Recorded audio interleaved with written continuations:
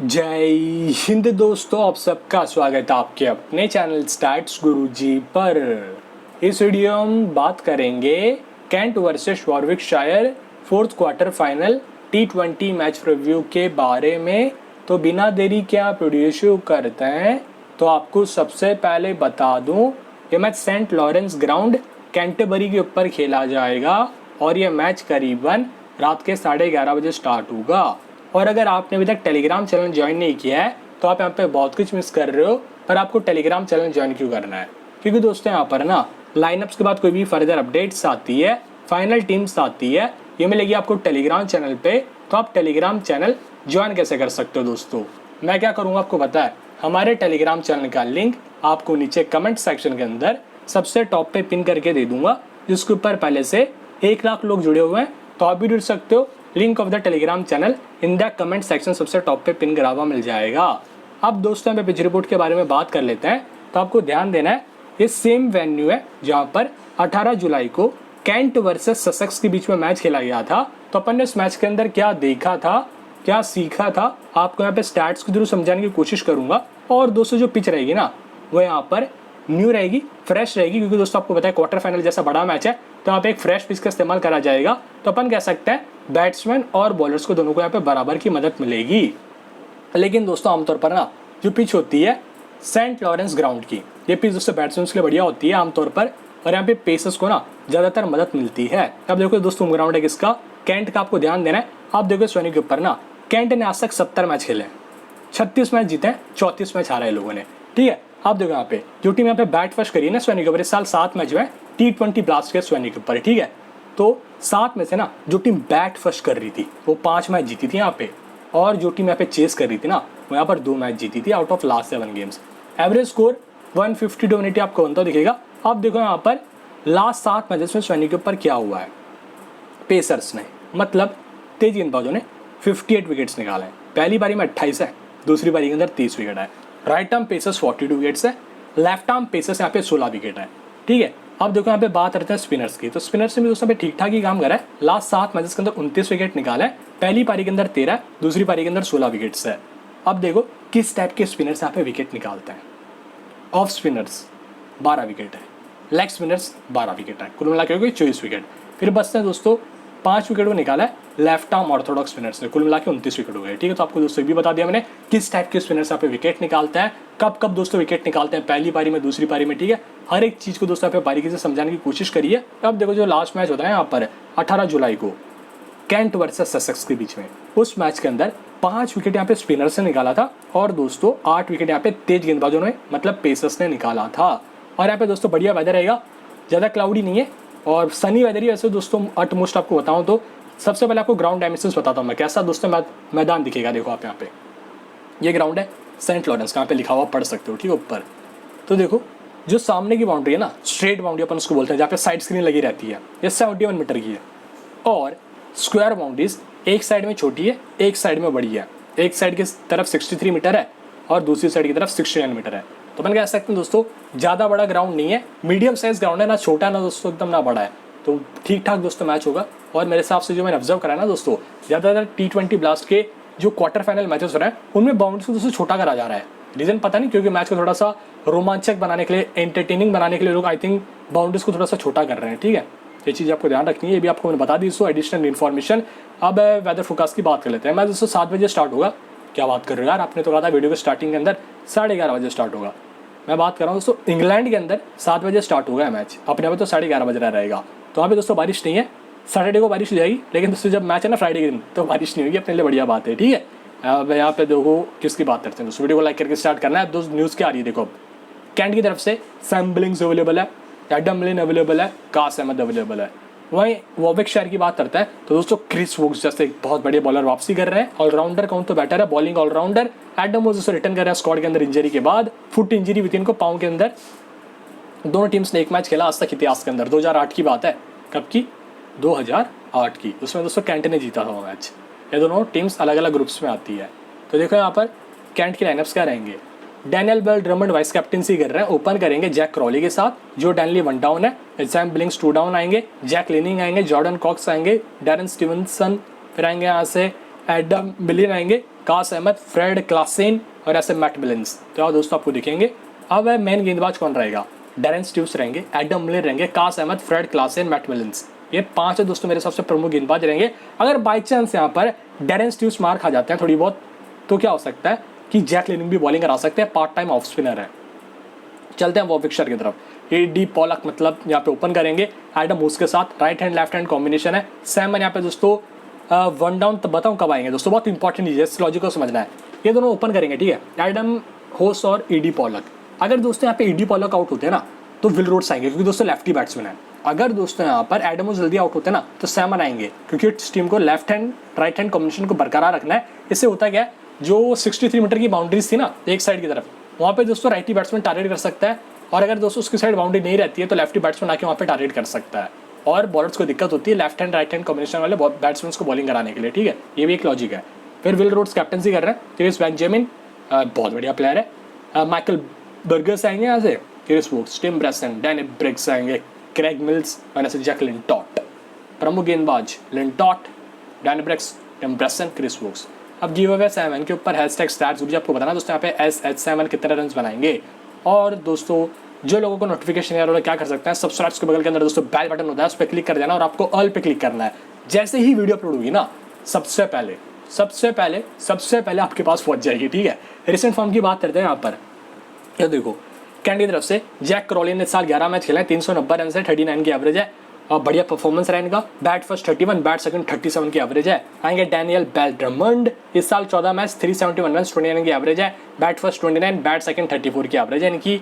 जो डैनली आएंगे, इस साल इन्होंने क्या करा है देख सकते हो आप, 13 मैच, आई थिंक दोस्तों ये 31 की एवरेज तो शायद इनकी। तो आपसे दोस्तों मैं बता रहा था जो डैनली के बारे में, ये बताऊँ उल्टा लिख दिया था मैंने 37 एवरेज लिख दिया था, उल्टा इसने 37 मैच खेले, ठीक है, 31 मैच खेले और इसकी 17 की एवरेज जैसे लिखा हो दोस्तों, मैंने भी करेक्ट करके आपको दिखाता हूँ दोबारा में, कोई दिक्कत की बात नहीं दोस्तों, थोड़ा सा टाइम लगता है। तो ये देख रहे हो आप, ये इसका अपडेटेड स्टैट्स जो डैनली का, 31 मैच 17 की एवरेज, 519 रन, 3 विकेट है। ये साल दोस्तों इतना अच्छा नहीं किया इनका, वरना हर साल 25 या 30 के ऊपर इसकी एवरेज होती थी। सैम बिलिंग्स 22 मैच 26 के एवरेज, 467 रन है, ठीक ठाक परफॉर्मेंस है दोस्तों, बढ़िया फॉर्म में थे 100 के अंदर। जैक लिनिंग आएंगे यहाँ से, 11 मैच 36 के एवरेज, 287 रन, 4 विकेट है, बैट फर्स्ट 27 है, बैट सेकंड देखो यहाँ पे 39 की एवरेज है। जॉर्डन कॉक्स 11 मैच में इस साल 60 की एवरेज है, 300 रन है, बैट फर्स्ट 35, बैट सेकंड 29 की एवरेज है। डैरेन स्टीवंस आएंगे यहाँ से, स्टीवंस करके इनका नाम है, 40+ इनकी एज आई थिंक है, 40 के आसपास है इनकी। 11 मैच में 9 विकेट है, 94 रन है। कास अहमद 19 मैच में 16 विकेट्स है, 53 रन है। अभी दोस्तों काउंटी क्रेडिट आएगी, ठीक है, उसके अंदर जो लोग खेलेंगे वो डैरेन स्टीव्स को दोस्तों कैप्टन वैसे कैप्टन जरूर बनाना काउंटी क्रेडिट के अंदर दोस्तों। अभी बता रहा हूँ मैं, कुछ लोग जो दिल से खेलते हैं कुछ चीज़ों को मैं बस उनके लिए गाइडेंस दे रहा था। कास अहमद इस साल दोस्तों एवरेज परफॉर्मेंस रहा है, ये जब दोस्तों चलते हैं ना तो 3-4 विकेट निकाल जाता है और उसके नेक्स्ट 2-3 मैच में दोस्तों कुछ नहीं करते, मैंने ऑब्जर्व करा है, ये ट्रेंड चलता है इनका। एडम मिलिन 23 मैच 24 विकेट है, मैट मिलिन्स का 15 मैच में 17 विकेट्स है। बॉल फर्स्ट में देखो ज़्यादा कुछ खास करानी है, जनता सोचती है यार बॉल फर्स्ट करे तो उसको अपन ले लेते हैं, लेकिन भाई साहब बॉल सेकंड के अंदर ज़्यादा बेहतर करके जाता है, 14 मैच में 16 विकेट्स है मैट मिलिन्स, ठीक है। फ्रेड क्लासेन 15 मैच में 19 विकेट्स है इसका दोस्तों, दोनों पारियों में बढ़िया परफॉर्मेंस रहता है, इस साल ठीक ठाक खेला इसने। वैसे एलेक्स ब्लेक्स की बात करते हैं, ये आ सकते हैं, 12 मैच के अंदर 15 की एवरेज, इस साल 118 रन है। ग्रैंड स्टुअर्ट 8 में 8 विकेट्स है। ऑलिवर रॉबिन्सन दोस्तों ठीक ठाक प्लेयर है, बैट फर्स्ट में बहुत अच्छा करते हैं जैसे मैंने लिखा हुआ है यहाँ पर। स्टार्टिंग ओवर एडम मिलिन, फ्रेड क्लासेन, मैट मिलिन्स, डेथ और में आएंगे एडम मिलिन, फ्रेड क्लासेन, मैट मिलिन्स। अब देखो यहाँ से मैट मिलिन्स है, ठीक है। वॉर्विकशायर की बात करते हैं, एडम मूस ने साल 11 मैच खेले, 177 रन है, 20 की एवरेज है, बैट फर्स्ट 32 है, बैट सेकंड 27 एवरेज है। एडी पॉलक ये दोस्तों हार्ड हिटर बैट्समैन है, सेम लाइक मेल सैमंड। मुझे दोस्तों दोनों प्लेयर्स में ज़्यादा डिफरेंस नहीं लगता है, दोनों दोस्तों अटैक करके खेलते हैं, दोनों लेफ्टी बैट्समैन है। इस साल 12 मैचेस के अंदर 245 रन, 22 की एवरेज है। सैम हन 14 मैच 405 रन, 45 की एवरेज दोस्तों, इस साल भाई ने बहुत रन बनाए और ये इंग्लैंड के दोस्तों फ्यूचर स्टार भी माने जाते हैं, हांगकॉन्ग से बिलोंग करते हैं, इंग्लैंड के अंदर जाके दोस्तों क्रिकेट खेलते हैं, सोच रहे हो आप कितना बढ़िया प्लेयर है। 45 बैट फर्स्ट, बैट सेकंड 33 की एवरेज है। विल रूट्स आएंगे यहाँ से, 13 मैच 255 रन, 21 की एवरेज है, 14 विकेट्स है। क्रिस बेंजामिन 10 मैच 57 की एवरेज है, 172 रन है। माइकल ब्रुक्स का यहाँ पे देख सकते हो आप है, 13 मैच 13 की एवरेज, 101 रन है। बैट फर्स्ट बढ़िया करते हैं, बैट सेकंड में ठीक ठाक है। क्रिस वोक्स आएंगे यहाँ से, इस साल 7 मैच खेले, T20 के अंदर 8 विकेट्स है, 28 रन विद द बैट है। Tim Bresnan 8 match 12 wickets, 85 run, उसने इंप्रेस करा है वैसे तो एज कम्पेयर टू वोक्स, पर वोक्स ने दोस्तों आपको बताया IPL जैसी जगह जाके क्रिकेट खेला था, इसलिए थोड़े विकेट्स कम ही रहते हैं, हाई कॉम्पिटिशन होता है ना वहाँ पे। डैनी ब्रुक्स आएंगे यहाँ से, 25 मैच 28 विकेट है। क्रैग मिल्स का 13 मैच के अंदर 14 विकेट्स है। बॉल फर्स्ट के अंदर देखो और बॉल सेकंड में देखो, बॉल सेकंड में 14 मैच में 18 विकेट है, बढ़िया है। बॉल फर्स्ट में 12 मैच में 11 विकेट है। लिंटॉट वाइस आपका 19 मैच में 26 विकेट है, साल बढ़िया फॉर्म है और बहुत लोग बात कर रहे हैं यार इनको वर्ल्ड कप के स्क्वाड के अंदर लेना चाहिए। मैथ्यू लैम्ब की बात करते हैं, मैट लैम्ब भी इनका नाम, 5 मैच में 67 रन है इस साल और बैट फर्स्ट में ठीक है 29, बैट सेकंड 23 की एवरेज है। रॉबी जेट्स की बात करते हैं, 4 मैच में 36 रन से 1 विकेट है। स्टार्टिंग वो डालेंगे Chris Woakes, Tim Bresnan, Danny Briggs. Death में आएंगे क्रिस वोक्स, यहाँ से टिम ब्रेसन और क्रैग मिल्स। क्रिस वोक्स दोस्तों मेरे हिसाब से दोनों, मतलब समझ रहे हो आप, दोनों जगह इंपॉर्टेंट रहेंगे, स्टार्टिंग ओवर्स में भी और डेथ ओवर में भी। अब बात करते हैं यहाँ पे वनडे स्टैट्स की, तो देखो इस वैनी के ऊपर जैक रॉलिन ने क्या करा है। 13 मैच 336 रन 28 की एवरेज है। Bat first 69, 39, 32, 24, 19, 16, 4। Bat second 59, 32, 22 not out, 10, 9, 1। जब चलते हैं दोस्तों तो अच्छा करते हैं, वरना 20-30 तो हर मैच में कर ही रहे हैं, कंसिस्टेंसी की कमी है। डैनियल ब्रिलमंड 42 मैच 20 रन की एवरेज है, 1100 रन है और इसने 13 बार ना 42 मैचेस खेल के 13 बार इसने 30+ स्कोर्स करे। जो डैनली 52 मैच 1300 रन से 10 विकेट से 20 रन की एवरेज है और इसने 22 टाइम्स से 30+ स्कोर्स करे। समझ रहे हो आप इस सनी के ऊपर कितना बढ़िया परफॉर्मेंस दिया इसने, मतलब क्वालिटी नॉक खेलते हैं। Sam blinks 39 match 852 run 20 run की एवरेज है और यहाँ पे 39 मैचेस खेल के 10 बार इसने 30+ स्कोर करा है। जैक लिनिंग 48 की एवरेज है, 11 मैचेस में 336 रन से। बैट फर्स्ट देखो यार क्या परफॉर्मेंस है, 81 not out, 64 50, 42 not out, 5 3 1। Bat second 55 not out, 21 14 और बॉलिंग करते हुए देखो इसने सेकंड इनिंग्स के अंदर 3 और 1 विकेट निकाला था, कुल मिला के 4 विकेट है 11 मैच में। जॉर्डन कॉक्स 12 मैच 241 रन 34 की एवरेज है। डैरन स्टीव्स का यहाँ पे 54 में 789 रन है, 38 विकेट्स है और 54 मैचेस खेलते हुए इसने 20 मैचेस में कुछ नहीं करा था, मतलब 20 मैच में विद द बॉल विकेटलेस गया था। कास अहमद 4 मैच में 3 विकेट है और इसने 3 विकेट कैसे निकाले, 2 विकेट सेकंड इनिंग्स के अंदर, 1 विकेट सेकंड इनिंग्स के अंदर और 2 मैच के अंदर विकेटलेस गया था, तो इसका 4 मैच के अंदर ऐसा परफॉर्मेंस रहा है स्वैनी के ऊपर। एडम मिलिन 11 में 15 विकेट्स है और 5 मैच के अंदर विकेटलेस है। मैट मिलिन्स का यहाँ पे 11 में 8 विकेट है, 6 मैच के अंदर विकेटलेस गए हैं। फ्रेड क्लासन 15 में 20 विकेट है, 4 मैच के अंदर विकेटलेस गए। एलेक्स ब्लेक का यहाँ पर 52 मैचेस के अंदर 627 रन है, 15 की एवरेज है और इस यहाँ पे दोस्तों हर बार फर्स्ट इनिंग्स के अंदर अच्छा स्कोर करा है। अब यहाँ पे बात करते हैं वॉविक शायर की, तो यहाँ से माइकल बग्स ने 1 मैच खेला है पर उसमें दोस्तों का कोई रूल नहीं था, नहीं कि बैटिंग आई थी ना बॉलिंग आई थी, बॉलिंग कहाँ से आ गया, कीपर एक तो। डैनी ब्रुक्स की बात करते हैं जिस श्रेणी के ऊपर इसने 8 मैच खेले 10 विकेट है। उस टाइम पे ये ससेक्स के लिए खेला करते थे, तभी ये कैंट और ससेक्स एक ही ग्रुप में आप जानते हो, पर दोस्तों कैंट और वॉरविकशायर अलग अलग ग्रुप के अंदर है, तो इस श्रेणी के ऊपर दोस्तों कभी आपस में नहीं खेला है लोगों ने। मैचअप्स की बात करते हैं तो मैचअप्स में दोस्तों आपको ये बताऊंगा कि कौन सा प्लेयर किसके सामने किस टाइप के बॉलर के सामने आउट हुआ है, क्योंकि दोस्तों मैचअप्स बड़ी मुश्किल से मिले हैं इसमें थोड़े बहुत, तो मैं आपको नीचे बताऊंगा। एडम उसकी बात करता है तो इनका स्ट्रगल है लेग स्पिन के सामने। 16 पारियों के अंदर 8 बार लेग स्पिन के सामने आउट हुआ है एडम मोस, 122 गेंदों के अंदर 183 रन है। एडी पॉलक आएंगे यहाँ से, इनका स्ट्रगल ऑफ स्पिन के सामने, 16 पारियों में 7 बार आउट हुए ऑफ स्पिन के सामने, 95 बॉल के अंदर 118 रन है। तो दोस्तों दिक्कत है इनकी ऑफ स्पिन के सामने, तो मेरे हिसाब से यहाँ पर कौन, जैक लिनिंग बॉलिंग करा सकते हैं एडी पॉलक को और विल रूट्स को, दोनों दोस्तों लेफ्टी बैट्समैन हैं।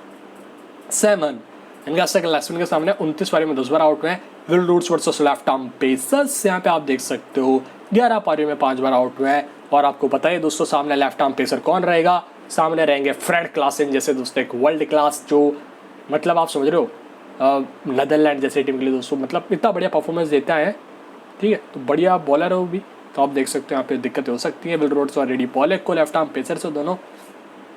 फिर आएंगे यहाँ से माइकल बर्ग्स, इनका स्ट्रगल लेग स्पिन और ऑफ स्पिन के सामने। Zak Crawley versus Danny Briggs, 16 गेंद 20 रन 1 बार आउट हुए हैं, लेग स्पिन के सामने 10 पारियों में 5 बार, 71 गेंदों के अंदर 111 रन है। डैनियल ब्रिलमंड वर्सेस डैनी ब्रिक्स, 27 गेंदों के अंदर 22 बार आउट हुए हैं, 27 गेंदों के अंदर 22 रन है, 2 बार आउट हुए, क्षमा चाहता हूँ। लेग स्पिन के सामने 32 पारियों के अंदर 11 बार आउट हुए हैं। और जो डैनली वर्सेस डैनी ब्रिक्स से 58 बॉल 59 रन, 3 बार आउट करा है, 2 बार दूसरी बारी के अंदर आउट करा है और लेग स्पिन के सामने फंसते हैं, थोड़ा बहुत स्पिन के सामने दिक्कतें होती हैं। Sam Billings versus Danny Briggs से 58 बॉल्स 81 रन से 1 बार आउट करा है। लिंटॉट ने दोस्तों 4 गेंद 2 रन 1 बार आउट करा है और लेफ्ट आर्म पेसर के सामने अटकना। सैम ब्लिंक्स से आप देख सकते हो 38 पारी में 11 बार आउट हुए और सामने दोस्तों लेफ्ट आर्म पेसर नहीं है मेरे हिसाब से इतना कोई।